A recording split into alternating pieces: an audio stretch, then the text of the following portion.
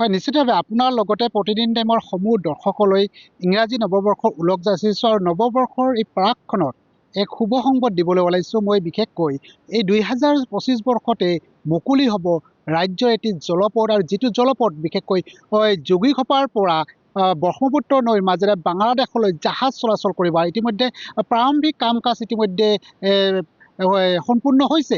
আৰু মই এই মুহূৰ্তত বঙাইগাঁও জিলাত যোগীঘোপাৰ যিটো জলপথ আছে সেই জলপথত উপস্থিত আছোঁ। মোৰ সতীৰ্থ সহযোগী এই মুহূৰ্তত এই দৃশ্যাংশ দেখুৱাই আছে। আৰু ইতিমধ্যে যিটো জেঠী আছে, জেঠীটো ইতিমধ্যে সম্পূৰ্ণভাৱে প্ৰস্তুতকৰণ হৈ উঠিছে।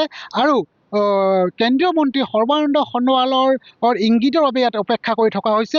আৰু চলিত বৰ্ষতে ইয়াত মুকলি হ'ব। আৰু মুকলি হ'লে ক'ব লাগিব ৰাজ্যখনৰ এক নিবনুৱা সমস্যা দূৰ হোৱাৰ লগতে ব্যৱসায়িক দিশত বাংলাদেশৰ লগতে সুসম্পৰ্ক হ'ব। বিশেষকৈ তিনিখনকৈ দেশৰ কথাই উল্লেখ কৰা হৈছে যে ভূটান, বাংলাদেশ আৰু ভাৰতৰ মাজত এক সুসম্পৰ্ক গঢ়ি উঠিব। ৰাজনৈতিক প্ৰেক্ষাপটতো সুসম্পৰ্ক গঢ়ি উঠিব বুলি ইতিমধ্যে উল্লেখ কৰা হৈছে। আৰু বিশেষকৈ দুগৰাকীকৈ সমাজসেৱক আছে মোৰ সৈতে। মই পোনে পোনে আপোনাৰ পৰা জানিব বিচাৰিছোঁ 2025 বৰ্ষৰ ওলগ যাচিছোঁ প্ৰথমে, আৰু এই নৱবৰ্ষৰ প্ৰাকখনত সমগ্ৰ অসমৰ বাবে এক ভাল খবৰ, কি ক'ব? প্ৰথমতে মই প্ৰতিদিন টাইমৰ জৰিয়তে গোটেই অসমবাসীক নৱবৰ্ষৰ শুভেচ্ছা জ্ঞাপন কৰিছোঁ।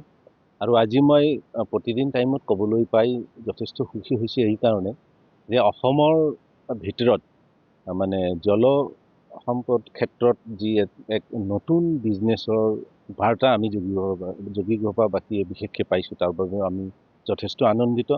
আৰু আমি ইয়াত দেখিছোঁ যে এক সুন্দৰ পৰিৱেশ সৃষ্টি কৰিছে, জেঠী ধুনীয়াকৈ বনাইছে।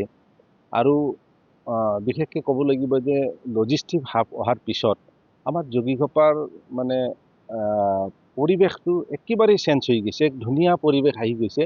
আৰু বিজনেছৰ যথেষ্ট অগ্ৰগতি আমি দেখিবলৈ পাইছোঁ।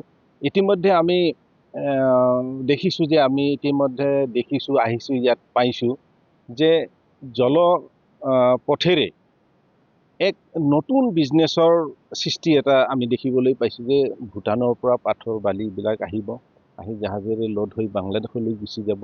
ভূটান, ভাৰত আৰু বাংলাদেশৰ মাজত বাণিজ্যিক ক্ষেত্ৰত এক নতুন বাতাবৰণ আমি দেখিবলৈ পাইছোঁ যোগীঘোপাবাসী ৰাইজে, বিশেষকৈ অসমবাসী ৰাইজে। কাৰণ অসমৰ কাৰণে আমাৰ এইটো এটা গৌৰৱৰ কথা যে অসমৰ ভিতৰত যোগীঘোপা, এই যোগীঘোপাতে তেনেকুৱা এটা বিজনেছৰ সৃষ্টি হৈছে। আৰু ইয়াৰ যথেষ্ট মানুহখিনি আৰ্থিকভাৱে যথেষ্ট জুৰুলা। কিন্তু এই ক্ষেত্ৰত মই আমাৰ প্ৰাক্তন মুখ্যমন্ত্ৰী দেৱক মই ধন্যবাদ জনাম। কাৰণ তেখেতে ইতিমধ্যে আমি কিছু বাৰ্তা পাইছোঁ, খবৰ পাইছোঁ যে তেখেতে আহি ইয়াত অপেনিং কৰিব, যে পথেৰে এক নতুন বিজনেছৰ সৃষ্টি কৰা যি তেওঁ মুকলি কৰিব। তেখেতক মই ধন্যবাদো জনাইছোঁ। আৰু তেখেতে যথেষ্ট ভাল কাম কৰিছে বুলি মই ভাবোঁ। আৰু আমাৰ কাৰণে যথেষ্ট ভাল হ'ব বুলি মই নিশ্চয় আশা কৰোঁ। হয়, জলপথৰ এক নতুন দিগন্তৰ সূচনা হ'ব নৱবৰ্ষৰ পৰাই। আৰু মোৰ সৈতে আন এগৰাকী আছে, বিশেষকৈ সৰ্বানন্দ সোণোৱালৰ কথা উল্লেখ কৰিবই লাগিব। কাৰণ সৰ্বানন্দ সোণোৱাল মুখ্যমন্ত্ৰী থকাতে MLP-টো হ'ল, মাল্টি লজিষ্টিক পাৰ্কটো হ'ল। আৰু মাল্টি লজিষ্টিক পাৰ্কৰ লগত সম্পৰ্ক ৰাখি এই জলমাৰ্গটো গঠন কৰা হৈছিল, কি ক'ব? চাওক, আমাৰ প্ৰাক্তন মুখ্যমন্ত্ৰী সৰ্বানন্দ সোণোৱালদেৱ তেখেত কেন্দ্ৰীয় মন্ত্ৰী জল পৰিবহণ বিভাগৰ, তেখেতৰ প্ৰচেষ্টাতে আমাৰ অসমৰ ভিতৰত বঙাইগাঁও ডিষ্ট্ৰিক্টত যোগীঘোপাত এখন জলপথ নিৰ্মাণৰ কাম প্ৰায় শেষে হৈছে। তেওঁ এই বছৰতে আমাৰ জলপথটো অপেনিং কৰিব বুলি আমি বিভিন্ন সংবাদ মাধ্যমৰ জৰিয়তে জানিব পাৰিছোঁ। কাৰণ ই আমাৰ কাৰণে বহুত এক মানে সুখবৰ। কাৰণ যোগীঘোপাবাসীকে মই গৰ্বিত, কাৰণ যোগীঘোপাত এনে এখন মানে জলপথ নিৰ্মাণ হৈ আছে যি ভাৰতবৰ্ষৰ ভিতৰতেই মানে দ্বিতীয় স্থান ক'বলৈ পোৱা যায়। সেইকাৰণে আমি সৰ্বানন্দ সোণোৱালক প্ৰথম ভাগৰ ভাগতে আমি অসমবাসীক তৰফৰ পৰা বা মোৰ ব্যক্তিগত তৰফৰ পৰা মই শুভেচ্ছা জ্ঞাপন কৰিছোঁ।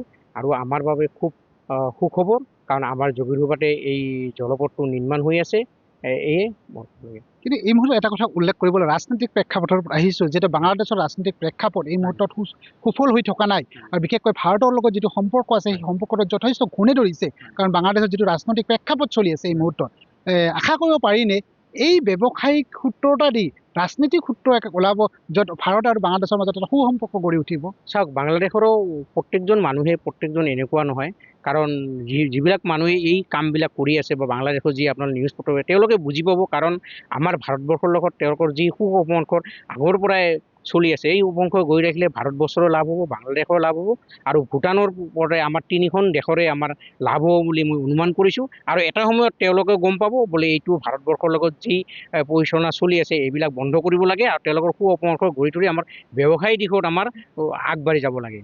হয়, নিশ্চিতভাৱে এই নৱবৰ্ষৰ এই প্ৰাকখনৰ পৰা ৰাজ্যবাসী বিচাৰিছে যে বাংলাদেশত যি ৰাজনৈতিক প্ৰেক্ষাপট এই মুহূৰ্তত সুফল নহয় আৰু বিশেষকৈ যোগীঘোপাৰ পৰাই এক ৰাজনৈতিক বাৰ্তা দিব বিচাৰিছে যে ব্যৱসায়িক দিশেৰে এক আত্মীয় সম্পৰ্ক গঢ়ি উঠিব ভাৰত আৰু বাংলাদেশৰ মাজত আৰু লগতে ভূটানক লৈ ধৰি এই ব্যৱসায়িক দিশটো সুচল হ'ব বুলি আশা প্ৰকাশ কৰিছে।